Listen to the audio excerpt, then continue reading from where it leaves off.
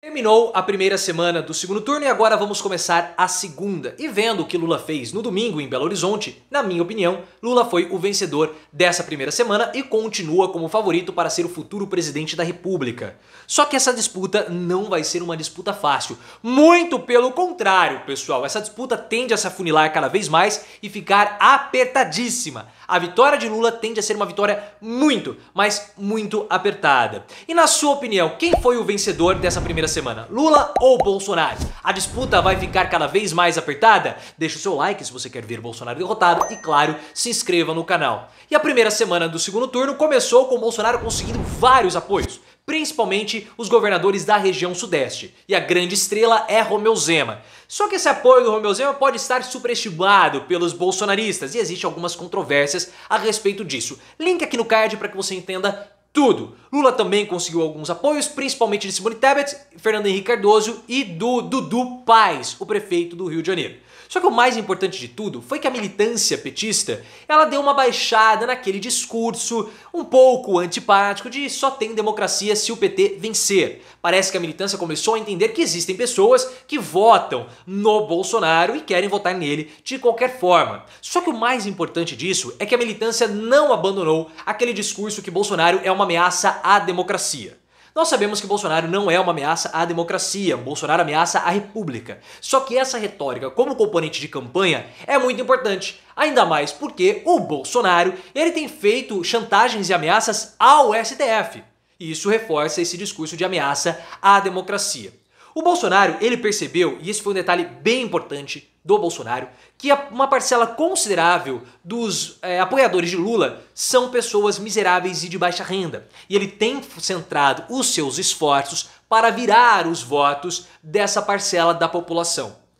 Só que virar um voto de 13 para 22 é muito, mas muito mais difícil do que você virar um voto de 15 ou 12, no caso Simone Tebet e Ciro Gomes, para 13. Por isso que a missão de Bolsonaro ela é mais difícil. E eu cheguei à conclusão da vitória de Lula na primeira semana, depois da mudança que Lula fez em Belo Horizonte. Lula saiu do seu comício na Praça da Estação e foi para a Praça da Liberdade. E começou a fazer caminhadas. Então você vê aquele mar de gente vermelha em torno de Lula, uma imagem muito forte. E o Lula tende a fazer caminhadas daqui para frente ao invés de comício, porque comício é difícil de ser organizado. Só que essa disputa vai ser uma disputa muito apertada, pessoal. O Datafolha já mostrou na semana passada que a rejeição do Bolsonaro ela caiu de 44% para 40%.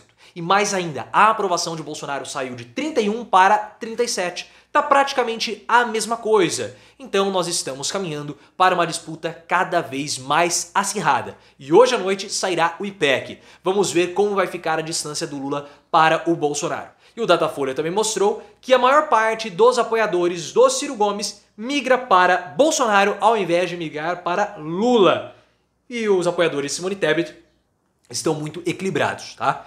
Então, esperem uma disputa muito apertada, talvez bem apertada como nós tivemos em 2014 entre Aécio Neves e Dilma Rousseff. A vitória de Lula tem tudo para acontecer, mas não será uma vitória fácil. Tende a ser uma vitória bem apertada, como nós estamos vendo nas pesquisas de intenção de votos. E alguns integrantes da campanha do Bolsonaro estão dizendo que o Bolsonaro vai virar, que a virada do Bolsonaro ela é inevitável, trazendo várias justificativas para a vitória do Lula no primeiro turno.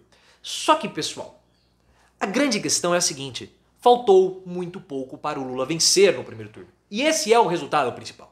O Lula precisa de aproximadamente 1,5% para ser o vencedor e o futuro presidente do Brasil, mantendo as projeções que aconteceram no primeiro turno. Então, por mais que os bolsonaristas queiram fazer justificativas, no final da análise, o que sobra é que faltou 1,5% para o Lula vencer. E o Lula só não venceu no primeiro turno por conta das abstenções. Então esse número que assombra e desespera o Bolsonaro. Porque seria muito melhor para o Bolsonaro ter feito 40% e o Lula 45% do que o Bolsonaro ter feito 43% e o Lula 48%. Porque a distância do Lula para vencer é muito, mas muito pequena. E é claro que isso desespera o Bolsonaro, inclusive com medo dele ser preso. E essa retórica do Bolsonaro com medo dele ser preso, reforça a análise e a retórica de campanha dos petistas que Bolsonaro é uma ameaça à democracia por conta das chantagens que ele está fazendo com o STF. Só que na sua opinião, as minhas justificativas para a vitória do Lula na primeira semana foram suficientes? Coloque nos comentários a sua percepção e também se inscreva no canal. Porque como vocês viram, o Bolsonaro ele tem se tornado cada vez mais uma ameaça ao STF. Isso pode ser interpretado como uma ameaça à democracia, porque o Bolsonaro ele teme ser preso, todo mundo sabe disso, o Bolsonaro tem crimes apontados pela Polícia Federal, agora nós já temos o Bolsolão do MEC, que o STF apontou também um forte indício de participação do Bolsonaro nesse esquema, e agora tem até o Bolsolão do asfalto. Então problemas jurídicos para o Bolsonaro estão se avolumando. E o Bolsonaro, o que ele quer fazer? Ele quer aumentar o número de ministros do STF, de 11 para 15, tendo assim o controle da corte. E alguns bolsonaristas que foram vencedores na semana passada, na semana retrasada no caso, como o Mourão e a Bia Kicis, já colocaram suas asinhas de fora, ameaçando o STF e os ministros do Supremo. Porque agora vocês sabem que o Senado conseguiu uma maioria para dar impeachment nos ministros do Supremo. E o Bolsonaro, ontem à noite, vendo toda essa repercussão negativa, ele falou o seguinte: pode ser que eu nem toque nesse assunto, né? Como se ele já fosse o presidente vitorioso, né? Ele tá atrás, tá 6 milhões de votos atrás, mas ele já se fala como vitorioso. Tá salto alto, absurdo. Pode ser que eu nem fale mais nessa questão se o STF baixar a temperatura. Ou seja, o Bolsonaro está fazendo uma chantagem aos ministros do STF. Ou ao STF ou ao Poder Judiciário como um todo. Para entender melhor esse perigo da vitória do Bolsonaro, link aqui no card. Então ele está ameaçando o poder da República, dando munição para que os petistas continuem falando que ele é uma ameaça à democracia, usando isso como retórica de campanha. Então, os debates que nós vamos ter daqui pra frente, e teremos um no próximo final de semana, tendem a ser essenciais. E o Bolsonaro, ele vai atacar o Lula como se não houvesse amanhã. Porque o objetivo de Bolsonaro nos debates, principalmente no debate da Bandeirantes, vai ser tirar Lula do sério. E Lula já começou a se preparar para não cair nas provocações de Bolsonaro. E isso é muito, mas muito essencial. Lula não pode ir para o pântano da baixaria que Bolsonaro quer arrastar a campanha. Isso é importante que seja compreendido. Porque o Bolsonaro ele segue a estratégia do Steve Bannon, que é tumultuar, que é bagunçar, que é trazer o debate político da campanha para o esgoto. E é isso que Bolsonaro quer fazer. E ele quer fazer essas baixarias colocando a pauta dos costumes e a pauta moral sobrepondo as pautas reais como a demanda do trabalho, que é o principal ponto fraco do Bolsonaro nesse momento. Link aqui no card para que você possa entender. E o PT, pessoal, não pode cair nessa onda de ir para a pauta moral. E por quê? E aí que tem que ficar muito compreendido. Na cabeça dos bolsonaristas, não existe distinção entre a política e a religião. Bolsonaro não é um líder político. Bolsonaro não é um presidente da República. Bolsonaro, para essas pessoas, ele é um guia espiritual. Isso é importante.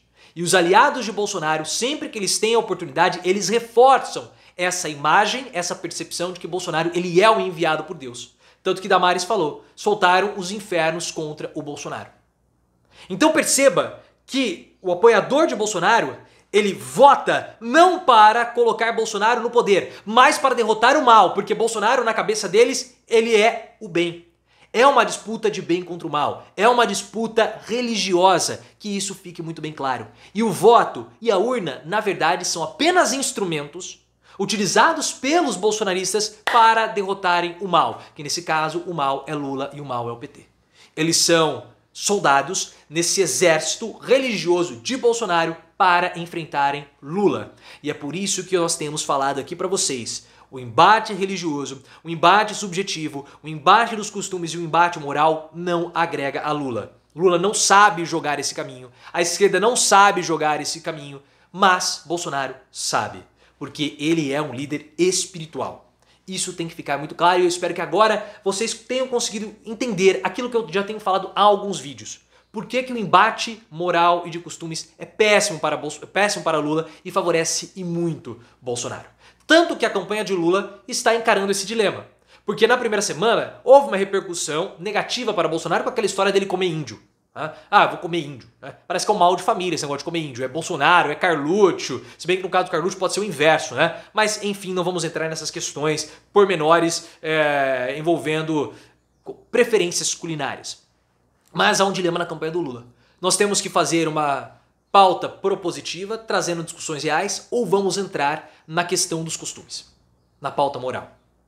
Porque se entrarmos na pauta moral, podemos estar caindo numa armadilha de Bolsonaro. E de fato estarão caindo. Porque, como eu falei, esse discurso religioso só reforça, ou esse discurso moral de costumes, só reforça o embate espiritual e religioso que existe entre Bolsonaro e todos os seus adversários. Porque todos os adversários de Bolsonaro são obstáculos para que Bolsonaro possa trazer a prosperidade para o país. Na verdade, são obstáculos que estão impedindo a vitória do bem, entenda-se Bolsonaro, na cabeça dos bolsonaristas, contra o mal, todos os outros.